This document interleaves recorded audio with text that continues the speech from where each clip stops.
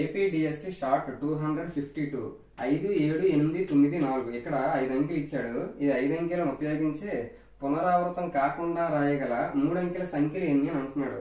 Options A విధంగా ఇచ్చాడు. మనకి మొత్తం ఎన్ని అంకెలు ఇచ్చాడంటే 1 2 3 4 5 డిజిట్స్ ఇచ్చాడు. మనకి రాయమంటున్నవి ఎన్ని అంకెల సంఖ్యలు రాయమంటున్నాడు, 3 డిజిట్ నెంబర్స్ రాయమంటున్నాడు. కాబట్టి దీని ఫార్ములా ఏంటంటే 5p3 గా చెప్పుకోవాలి. మరి 5p3 అంటే అర్థం ఏంటి అంటే 5 తో స్టార్ట్ చేయాలి. ఎంతవరకు రాయాలంటే 3 అంకెలు వచ్చేంత వరకు తగ్గించుకుంటూ రాయాలి. ఫస్ట్ స్టార్టింగ్ 5 రాస్తాను.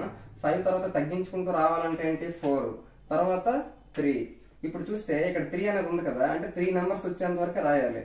ఒకవేళ ఇక్కడ 2 ఉంది అనుకోండి, అప్పుడు ఏంటి దాని అర్థం 2 నెంబర్స్ మాత్రమే రాయాలి. ఇక్కడ 3 ఉంది కాబట్టి 3 నెంబర్స్ వచ్చేంత వరకు రాశారు. 1 2 3 నెంబర్స్ వచ్చాయి. 5 నుంచి స్టార్ట్ చేయమన్నాడు. ఇప్పుడు దీనికి ఇంటూ చేస్తే మనకు కావాల్సినటువంటి 3 అంకెల సంఖ్యలు ఎన్నో తెలుస్తాయి. 5 4 20 23 60. అంటే ఈ 5 అంకెలను ఉపయోగించి పునరావృతం కాకుండా ఎన్ని 3 అంకెల సంఖ్యలు రాయగలమనంటే 63 అంకెల సంఖ్యలు రాయగలము. Option 2 is the correct answer. Thank you.